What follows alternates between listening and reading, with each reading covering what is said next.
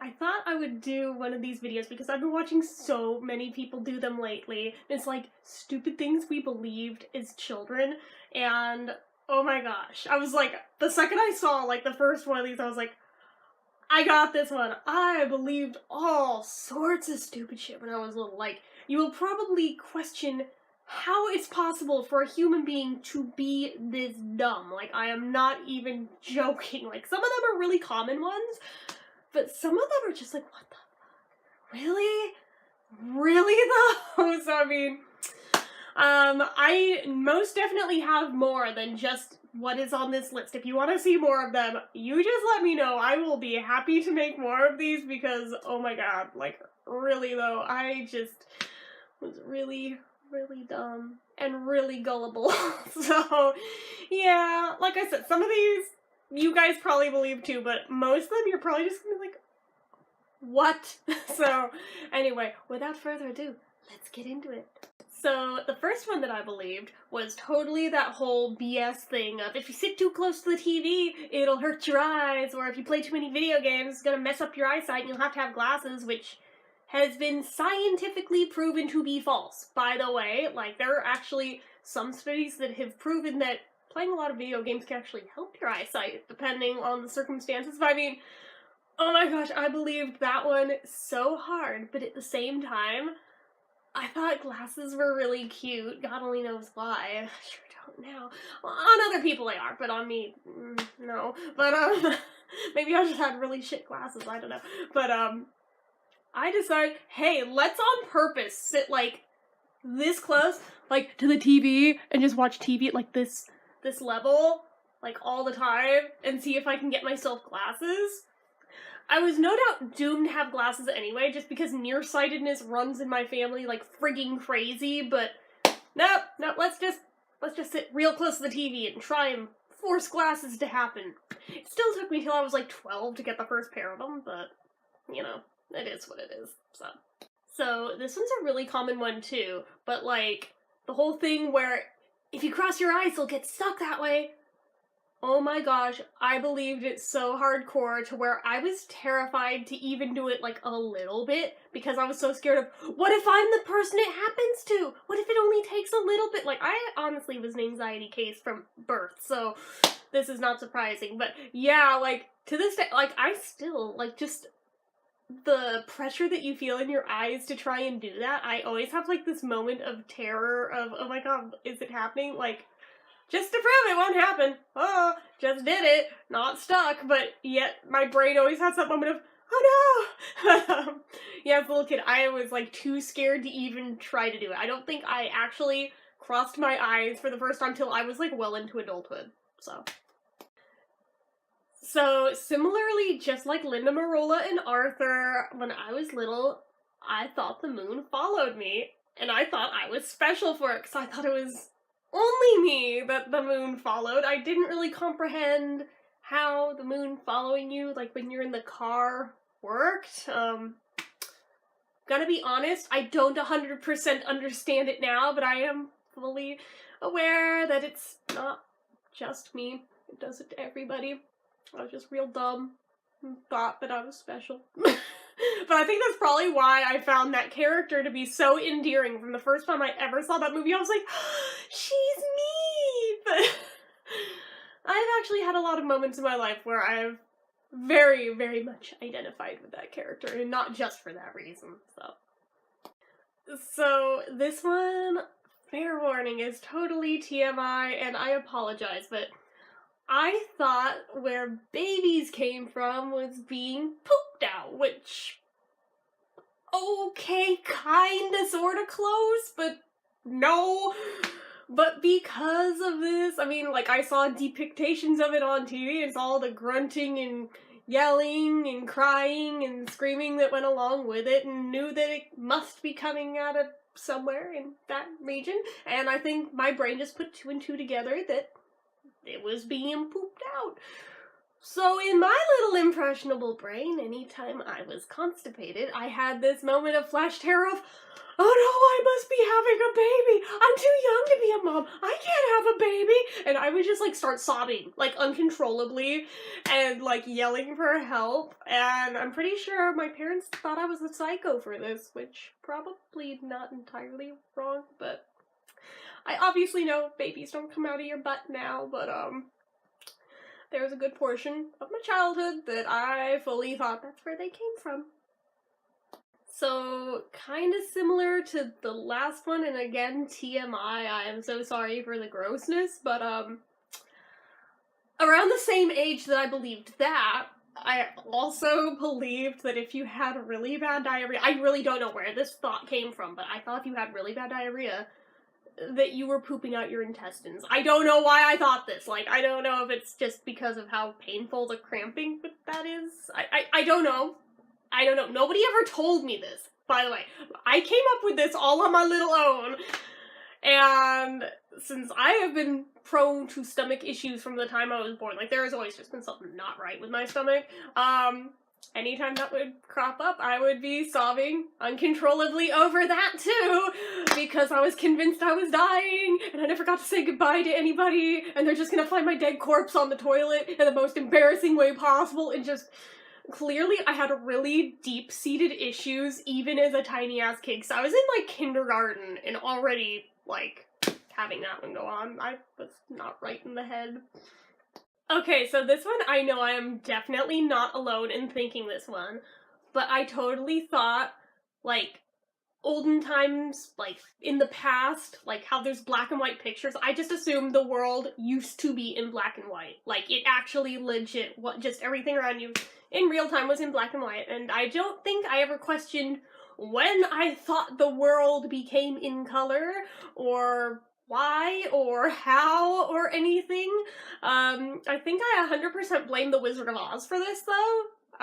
Never mind that partway in it turns into color, but I think I was always aware that it was a really old movie, even like at 3 years old, so maybe that's where my brain made the leap from that movie to just old photos of like my grandparents and stuff when they were young, being in black and white, that, oh, the world was totally in black and white back then. See, there's photos that prove it. And I knew pictures of my parents as little kids were in color, so obviously, since that was the not-so-distant past at that point, clearly the world had shifted into color as a more modern thing, and I guess I was lucky I came along when I did, because the world was in color by the time I was born. How lucky was that? Yeah, so imagine how tripped out I was when I found out you could make any photo be black and white. Like, this was before, like, photo editing on computers or digital cameras. No, like, you could buy intentionally black and white film for a camera and on purpose take photos in black and white. Oh my gosh, like, my brain is still a little bit tripped out over that, not gonna lie. But, yeah, that was, like, my favorite thing when I was little. It was just, like, I mean, I can take pictures of things now and make them look like they're from 100 years ago. That's awesome! And, yeah, I wasted so much film doing that. And I still play with black and white filters to this day because of that, because I don't know. So, again, a common one, but I fully believed that if you use the same hair products or makeup as somebody, that you would instantly just, like, look like twins with that person. And when I would try it and it obviously wouldn't work, I'd be so disappointed and figured I just must not know what I'm doing. I'm totally doing it wrong because I don't look just like them. And this even, like, extended over into, like, cutting my hair like certain people or getting it dyed the same color as certain people. Oh my god, how many years I wanted to make blonde be a thing so I would look just like Linda McCartney, so maybe Paul McCartney would fall in love with me, but don't ask, I don't know. But, yeah, so when I finally got my stupid blonde hair that looked terrible on me, by the way, terrible, I should never ever go blonde again, just throwing that out there. A few of you guys have seen the horrible results of that mess. Yeah, I was super disappointed that I still just looked like me, but with shitty blonde hair that did not look good on my skin tone. Because, oh yeah, it doesn't change your facial features, it doesn't change your hair type or anything, it just changes whatever the thing is, be it makeup, hair product, or whatnot. not gonna lie, I'm still sometimes guilty of this mindset of like, well, maybe if I just copy like the way they did their makeup, I'll look like them, but nope. It's not the way the world works, and things would be a lot easier if it did work that way, but it doesn't. So if you're one of my younger viewers, plug your ears for this one. I'll try to go fast, but definitely thought a blowjob meant just literally blowing on a guy's. Yeah, believe that one till I was 15. Similarly to that last one, when I found out what one really was, I was immediately horrified because somehow in my brain's logic, I got this idea that what if you swallowed that? What if his sperm finds its way into your appendix? Will you get appendicitis from it? And I was in a child growth and development class where, like, I don't remember if it was every class or every week, we would, like, pass around a hat and be able to anonymously, like, write down questions, and the teacher would read them and answer them honestly and frankly, which, by the way, amazing, wish more teachers did that, and it could be anything, and I submitted that question. She definitely recognized my handwriting. I have very distinct handwriting because it's so bad, and, she stared right at me. She didn't even read it out loud, but I knew it, and she knew it, and she crumpled it up. She just went, what the fuck? And she just moved on with the next question. So I guess that was my answer, that apparently no, that doesn't happen, and I don't know why I thought that was a thing that could happen, and totally had wondered before how many people have possibly died from that being a thing, and wondering if their families knew that that's why they got appendicitis and died, and just, I don't know. Okay, so just disclaimer, I grew up in a climate that does not get snow, not even a little bit. I never even saw snow in person until I was a grown-ass adult, so I did not really comprehend how snow worked. And in 5th grade, I had a teacher who was natively from New York, and I was always coming up with dumb questions I was asking her about what New York was like, but one in particular stands out in my brain for being so stupid. But, I had to ask her, what happens in winter to all the taxis? And she's like, what? And I was like, no. Like, when it snows, the snow would cover all the white and it would just look like a car. Do taxis shut down for the winter because they wouldn't be able to find work because they would just look like cars? And she had to quietly sit me down and explain that's not how snow works. And the fact that I was in 5th grade and asking this. Yeah, I think I just assumed snow worked like white paint and literally coated the thing to where you cannot see through it, you just see white. I don't know. So this one, my mom convinced me that you could only use tampons if you'd already had sex before, but if you were a virgin, you could only use pads. What? Like, what? So this one, hopefully you get a laugh at, but growing up, I definitely thought there was, like, a solid link between Tetris and tetanus.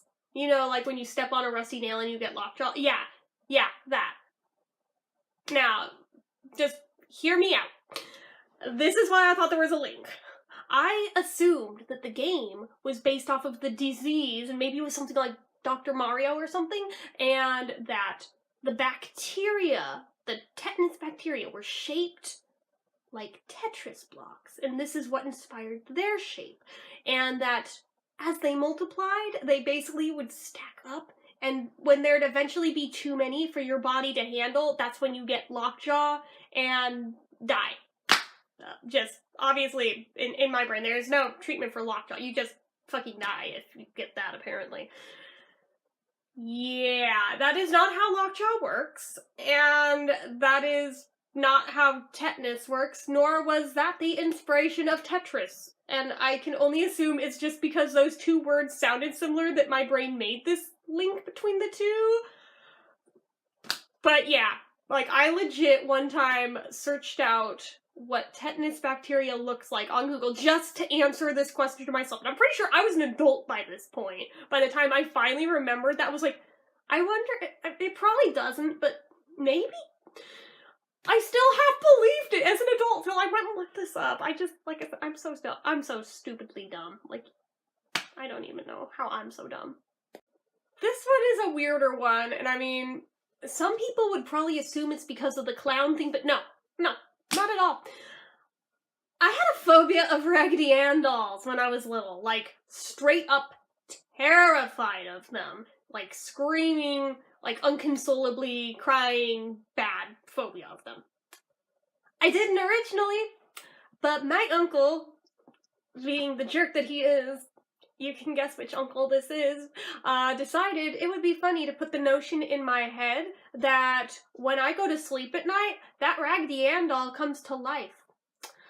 And that would be scary enough, but I mean, he took it a step further, and this is like the oddest thing you could tell a child to scare them, like, what the hell inspired this? But he told me in my sleep she would force feed me vegetables until I died.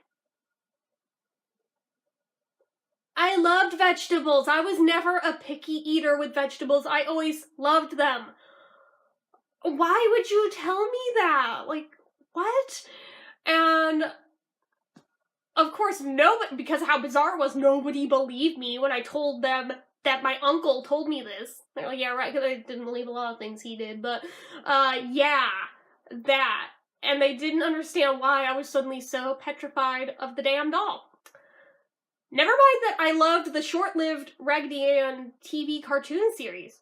Never mind that I loved the Raggedy Ann musical adventure movie from the 70s. No. Apparently I had, like, this mental gap between those and the actual dolls. The actual dolls terrified me. Cartoons? Perfectly fine. Okay. Whatever. They still honestly kind of creep me out, though, even now, although I do know they don't come to life at night. Nor are they going to force feed me vegetables till I die. This one, I really don't know why I believed this, but for many years I was convinced, like straight up convinced, that there was a huge conspiracy and that Al Pacino, Sylvester Stallone, and Robert De Niro were all the same person. Other than the fact that they are all white Italian men, they have nothing in common. Like, the hell, so. And I am actually a big fan of De Niro's work now, so obviously I know he's not the same as those other two, but, like, I'm gonna be straight up honest, my brain still mixes up those other two, and still half believes that they're the same person, because I'm stupid. Here's a ridiculous one for you. I used to, well, actually, I can't even say used to, because I still kind of have to, but, used to believe that if you looked at something poisonous while you swallowed, be it your own spit, or food, or drink, like, it didn't matter what it was, it could be a poison mushroom outside, it could be a can of, like, ant spray on the counter, it could be, like, floor cleaner, it didn't matter, that you might have some type of, like, mental lapse and accidentally eat the poison thing, and die. Because apparently I was a dark little child who had a preoccupation with death. I should probably explain, my cousin died when I was 2, so I mean, that probably has a lot to do with why I had a preoccupation with, oh my god, I don't want to die, like, from way, way early on, but yeah, because frickin' OCD, like, my brain still has never 100% shaken that belief, even though I know logically it's bullshit, but yeah. This one is also kind of ridiculous, but, okay, so when I was super little, well, let me backpedal a little further. We have a shit ton of, like, open acreage around our house, and we used to rent out pastures to people to keep their horses in. And the one closest to our house, there was this family that kept their horses there, and they had a little girl who was a few years older than me. I actually still remember her name to this day for some reason. But anyway, we'll call her Amanda. I don't think that was her actual name, but we're gonna call her Amanda. Actually, that might be her real name. Apologies if she's watching this, I don't think she is. But, I meant to give a false name and I gave the real one. I suck. Anyway, so I was outside just blowing bubbles on the patio one evening when her parents came to feed and water their horses, and she came up to, like, play with me, because that was generally what we did while her parents would feed and water the horses, maybe brush them, and she took a look at my bubble wand. She's like, you know, if you dip that in the bubbles and you lick it, it'll taste like candy. And she said, like, super nonchalant. I was like, oh, okay. So, of course, stupid little me, I try it, and I, like, started crying because it tasted so bad. She's like, no, you have to do it more. If you do it enough times, it'll taste like candy. Believe me, watch, I'll do it. And she, like, grabbed it, she licked it and, like, pretended like, it tastes so good, it's just like a lollipop. So I was like, oh, okay. And I tried it again, and obviously it still just tasted like soap, because that's what it is. And, like, by the time she left, I'm still sitting there, trying to make this taste like candy. I think this is around the time my mom walked outside. She's like, what are you doing? And she, like, took the bubbles away, because I'm sitting there freaking eating them.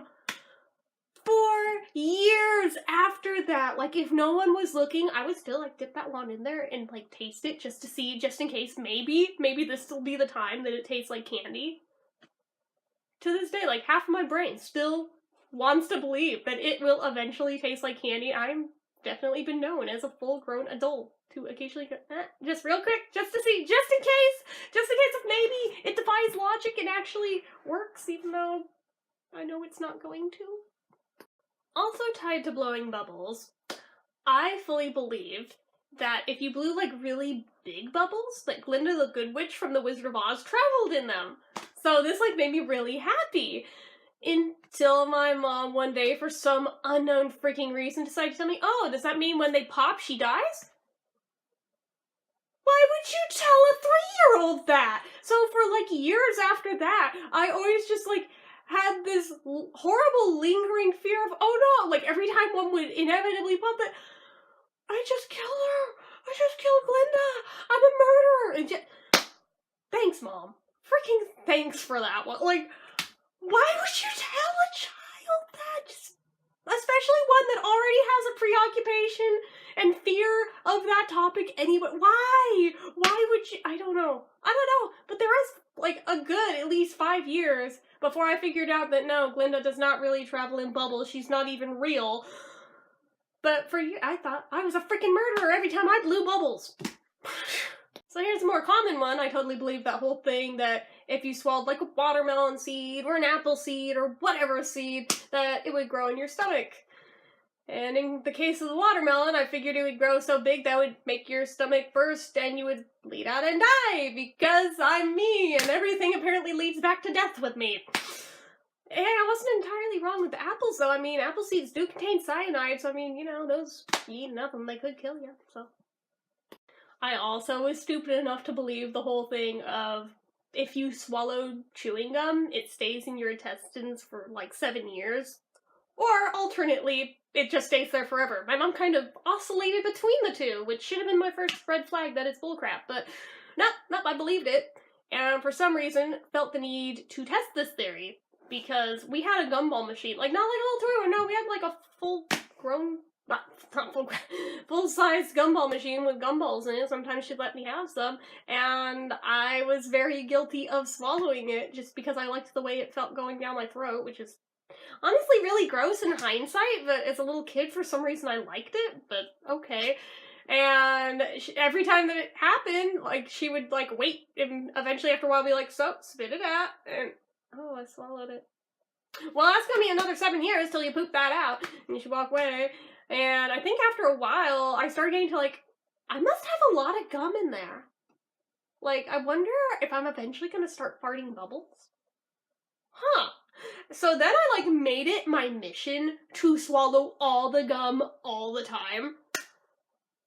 I'm probably lucky I didn't, like, create an intestinal blockage, which very much could have led to death in real life. But no, it didn't, and I was okay.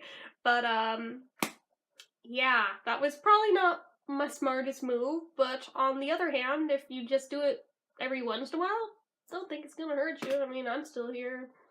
I'd say no worse for wear, but I have all sorts of health problems, but it probably has nothing to do with the chewing gum, so. Okay, so I blamed this one on a Legend of Zelda comic that I read when I was, like, maybe 7 years old at best, but it sounded you know, reasonable. I thought maybe could be true, but basically this belief was that if two people meet in a dream, it means that they were both having a dream about the other person, and for that, if that happens, you will meet each other in your dream and be able to interact.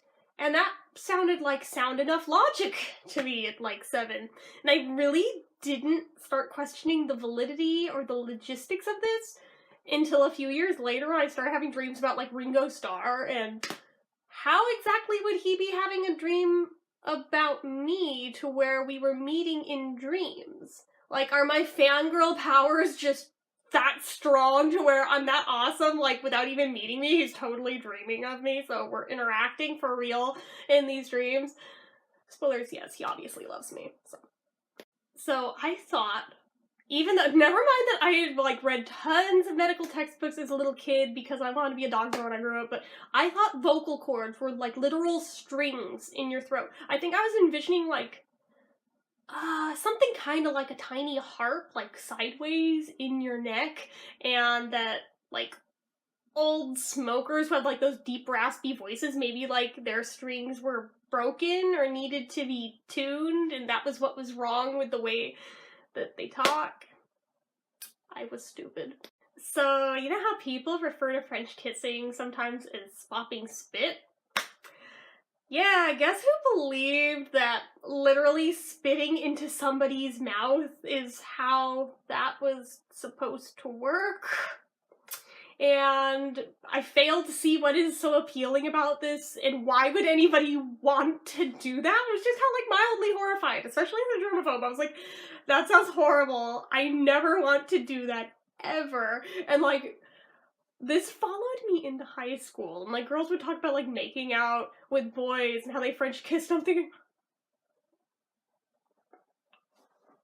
it just, like, was so mortified. So imagine my surprise when I found out that, wait, that's not what that, wait, that's all that is? Oh my god, my uncle's done that to me since I was, like, 3. So, I thought garage door openers, like, if you hit the button on them, no matter how far away, I didn't know they had a range on them. So, like, we actually didn't have one at my childhood home. We had, like, a padlock on the garage, because we literally lived in a refurbished barn. Like, I am not even joking right now. Like, my dad, like, renovated it into a house, but the garage was still very much barnish, so it just had barn doors with a padlock on it. But my grandparents both had, garage door openers, and my dad had one for the gate at his work, so, you know, you usually have them clipped to, like, your sun visor in your car. And sometimes you accidentally hit the button when you're, like, moving it up or down. So imagine my horror every time that I saw somebody accidentally hit the button while they were picking me up from school. I'm like, oh no! Strangers are gonna get into your garage and rob you! And they're like, no, honey, that's not how that works. And there was, like, no convincing me. And I would, like, start getting so anxious till, like, I could talk them into hitting it again to make it close. And there was, like, no convincing me otherwise that when we would get to their house that their garage door was closed because it never opened in the first place. No, I thought it was closed because I got them to reclose it. Yeah. Similarly, and this one I actually believed until fairly recently, I didn't know there's a sensor in garage doors so that, like, you know, an animal gets under there, it won't squash them to death, or a child or something. So if it started, like, going up or down, and I was, like, anywhere on the same side of the garage as it started doing it, I would, like, run screaming because I was convinced that the thing was gonna come down and kill me somehow. I'm pretty sure I was just half convinced everything was out to kill me. I'm pretty sure I'm still convinced of that. So I totally fell for gullible's not in the dictionary more than once. Most people, if they fall for it, they fall for it once and then they get the joke. I failed to comprehend the joke. I fell for it for like 3 times before all of a sudden I was like, wait. Oh, you guys are assholes! I used to believe that hot dogs were made of actual dogs. And under no circumstances was I willing to eat one ever. Even though I have since found out they're made of pig, and sometimes maybe parts of cow, I still won't eat one because I cannot get over just that whole mental stigma I had like my whole life until adulthood of finding out that they're not really made of dogs. I think I was fully convinced they were made out of dachshunds because they're wiener dogs.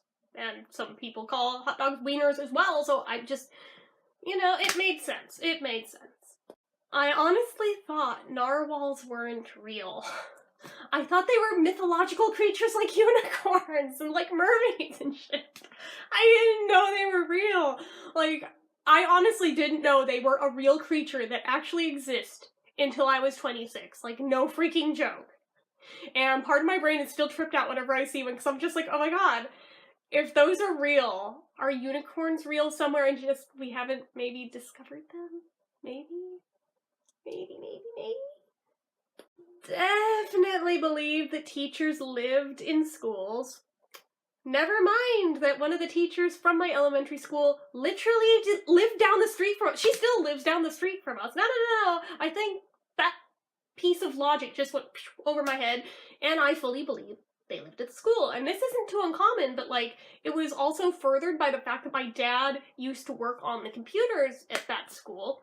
So there's a lot of times I'd have to stick around after school with my dad until he was done working on them, and it'd be like freaking nighttime, dark out and shit. I'd want to go to bed. The teacher's still there the whole time he's working on these computers, so I just assumed it's nighttime and she's still here. Obviously, she lives here. I don't know if maybe her bed is in the teacher's lounge or in the rec room. Maybe it's like one of those fold out of the wall beds. I don't know where she sleeps. I don't ask those kind of questions. None of my business, but she totally lives here. I blame my parents entirely for this one. And I figured maybe it could be true, given the whole Peter Frampton thing with my mom, but, they made me believe for years of my life that Geddy Lee was my dad, okay? And I, hook, line, and sinker, believed this shit until I was a teenager. And it's furthered by the fact that when my dad was really young, he actually did look like he could be friggin' Geddy Lee's twin. And I guess I just never questioned, so when does he go on tour or make albums or meet with his bandmates? I guess this just never dawned on me. I never questioned it. It's also furthered by the fact that my dad has an identical bass to Geddy Lee, but that has more to do with the fact that he's just a huge fan of Rush than him, you know, actually being Geddy Lee. Also, never mind that his voice sounds nothing like Geddy Lee. And also, at concerts, he'd be mistaken for Geddy Lee left and right, and he would play along with it. So I just thought he was. And it wasn't until I started spreading this misinformation online that my dad told me otherwise, that it was just a big joke. He's not really Geddy Lee. But by then, the damage was done, so I had to commit to the lie for years, and only just finally fessed up about it a few years ago, because once you dig in that deep, especially accidentally because you're not aware you were being lied to about it in the first place, it's like, how do you come back from that one, you know, with any dignity intact? So I thought, well, maybe I'll just run with it. And that was a really bad call, and I probably shouldn't have. I probably should have just said, my parents are assholes and made me believe this, and I just found out today that it's not true, so, sorry, didn't mean to lie to you guys, but my dad's not Geddy Lee. So by the time my youngest sister was born, I don't know if my mom had run out of, like, unique baby names, or what the deal was, but she basically left this up to the older siblings, me, my other sister, and my brother, for what we'd like to name the baby, and she would take it into advisement. I mean, she probably wouldn't have, like, let us name her anything really stupid or anything, but, somewhere along the line, we decided we should name her Kimberly after the Pink Power Ranger, and that by doing so, we would totally get the Pink Power Ranger as a sibling. Like, obviously, the Pink Power Ranger's gonna pop out, she's gonna be our sister, and it's gonna be badass. And just to make sure there'd be no mistake in whatever juju goes on with, like, pregnant ladies, her middle name had to be Rose, to make it definite that it's the Pink Power Ranger, not just any Power Ranger popping out there. We want the pink one. My sister still hates us to this day for this. I believed that when I'd become a teenager, I'd suddenly become beautiful and grown up, and pretty much look nothing like my childhood self, and I really don't know what exactly I was expecting logically to happen there, but Imagine my disappointment when my teens came and went and I still just looked like me. A slightly larger version of me, but still just looked like me. Even through my 20s, I kept waiting for that day to come and never got pretty. Never started looking like a grown-up. Never started feeling like a grown-up either, so, I'm still forever disappointed. I also totally believed that you could just, like, drop out of school and be 100% fine, no repercussions from that, and still be successful in life. Like, all you had to do was just start a band and fame would just come to you. I believed that one for way too long, and it kind of fucked up my life, and don't do that, because it doesn't work that way. I, for some reason, couldn't wrap my brain around the thought that my grandma was my dad's mom, and that she had babies, or that my dad was ever a baby, or even a child. I think I just assumed he poofed into existence one day as a full-grown adult, not really sure where I thought he came from, or who his parents were, but my grandma and grandpa totally weren't it, for some reason. I'm not quite sure where they fit into this if they weren't his parents, but yeah. It's weirder because on my mom's side, I fully comprehended that my Nana and Papa were my mom's parents, and that she was their baby, and that my uncles and aunt on that side were also their babies, probably because I saw pictures of them when they were little. I was able to make that link, whereas with my dad, never saw what he looked like as a child or a baby or anything till I think after my grandma died, and that was just a few years ago. So I think there was some part of, like, my brain that still fully believed that he kind of just poofed into existence one day. Blew my mind more, realizing that my grandparents were ever children. But yeah, not only the fact could I not wrap my head around the fact that my dad was their child, but that my uncle and aunt on that side were also their children. I just thought my grandma was this sweet old lady who didn't have babies. She just had horses, a dog, and some cats. And I told her at a very young age, I think it was like maybe 2 or 3, that when I grew up, I wanted to be just like her. Just horses, no babies. And she laughed and laughed and laughed and had to try and explain it to me. But your dad is my baby. And I was like, no, he's not. He's my dad. And no, well, yes, he's your dad, but he's also my son. No, he's not. He's a grown-up. I'm so stupid, really. And then trying to explain that my Uncle Jack and Aunt Bonnie are also her babies. I'm like, no, they're not. They're grown-ups, too. Like, what? And, like, for years, this was, like, her favorite story to tell her friends that had come out of my mouth. And to be fair, I guess it is kind of cute, but oh my god, I literally never lived that down. To her dying day, I never lived that down. So I blame kids at my elementary school for making me believe this one in, like, kindergarten, and then kind of had it just follow me for a few years because I thought it was true, but they told me, like, or actually, let me explain first. The girls' bathroom at that school was, like, a really, like, ridiculously long one. I don't know if other elementary school bathrooms are like this or if it was just ours, but, it had, like, 20 friggin' stalls, like, from one end to the other. It may have even been a few more than that, but it was, like, really ridiculously long. There was a ton of stalls. But they told me, this isn't a bathroom. Well, I mean, you can use it as a bathroom, but it's totally the secret jungle gym. What you do, you go all the way to the end, you go in the handicap stall, you lock the door, and then you climb up on the toilet paper roll holder, and you hop down into the next stall.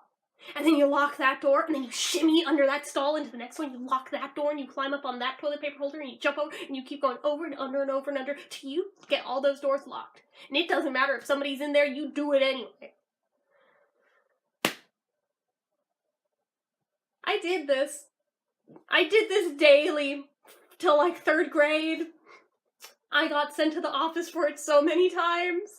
And I still thought it was okay, and I still totally believed it was the secret jungle gym and that people were just really naive to not know the secret, and that obviously I knew better than they did because I was in on the secret and they weren't. And yeah, I definitely landed in the stall when the principal was in there at one point. That was not a good day. That was when I was in kindergarten. It was still really not a good day. Oh, and also because of that, bathrooms that only had like 2 stalls in them confused the shit out of me because I so believed that fact that I thought that if they only had like 2 or 3 stalls in them, that, wow, whoever designed this jungle gym was really unoriginal. Huh. I thought you could get lead poisoning from pencils. Which, I mean, I guess I can kind of see where part of that comes from because pencil lead, even though pencil lead is made of graphite, not lead, so that's a bullshit theory, but okay. But no, I thought, like, any piece of the pencil you could get lead poisoning from, like, chewing on the eraser, or the side of it, like, was convinced you'd get lead poisoning and you would die. To be fair, there probably are cheap pencils out there that do have lead in their paint, and probably not a good idea to chew on them, but, definitely was 110% convinced of this. My mom did not help it any, because she told me about the time she busted off a pencil lead in her leg one time, and it was still there, you could still see it, and it gave her lead poisoning, and that's why you could still see it. But how are you not dead? Like, that just blew my mind of, she must be like a ticking time bomb. She's gonna die from lead poisoning. Like, 4th grade, still believing that. Actually, I think that's when she first showed me her leg where it was like 4th grade. I'm not quite sure at what point I stopped believing that. And I think I kind of thought it about, like, erasable pens, too, for some reason. I'm not really sure why. Yeah, I don't know. Like I said, I was pretty much convinced everything was out to kill me. Okay, I think I'm gonna make this one be the last one for this video, but again, I totally have tons more of these that I can share with you guys because I was so stupid. But, for some reason, I thought if you swung hard enough on a swing to where you could get it up over the top bar and down the other side, like full loop, you would travel through time. I don't know where I got this from. I don't know if I saw this on a cartoon at some point. I don't know if I came up with this on my own just because I was so desperate to have been born in any other era beside the one I was born into. But yeah, I was totally convinced that you could travel through time if you could just get it up over that bar and down the other side, and that depending on which way you were facing, you could control if you're going forward through time or backwards through time. So obviously I want to go backwards. I want to get back to the 60s, damn it. But, yeah, I'd be out there pumping my little legs for hours trying to get over the top of it. Never did. Fell off a few times, but never did get it up over that top bar. Was totally disappointed in myself because I got so close. I even got, like, parallel with the bar almost, but couldn't quite get it up and over, which is probably good because I'm thinking logically about this now. Odds are, my luck, I would have gotten up and then got straight down onto the bar, gotten a concussion, and died. So, I mean, it's probably a good thing that I didn't. I'm pretty sure even if you did get it all the way around, you probably would just fall off and lose your grip on the thing. Best case scenario. Yeah, I don't see that really doing anything other than just going around the bar, but I was convinced of this, like, my entire childhood. I spent hours and hours a day on swings because I was so convinced of this belief. Yeah. I did, however, manage to swing hard enough to make the legs of the swing set come up out of the ground over and over again, and there was probably a good degree of possibility I could have made the whole thing go over. You know, that could have been a thing. I'm glad that didn't happen. Anyway, so that is it for my video of dumb things I believed as a kid. What were some dumb things you believed as a kid? Leave them down below in the comments. And as always, if you like this video, go ahead and hit the like button. If you're not already, click subscribe, hit the bell icon so you never miss an upload. Again, leave comments down below. And if you like what I do here on this channel and you'd like to help support it, the donation link, as always, is down in the description box. Anyway, guys, till next time, bye.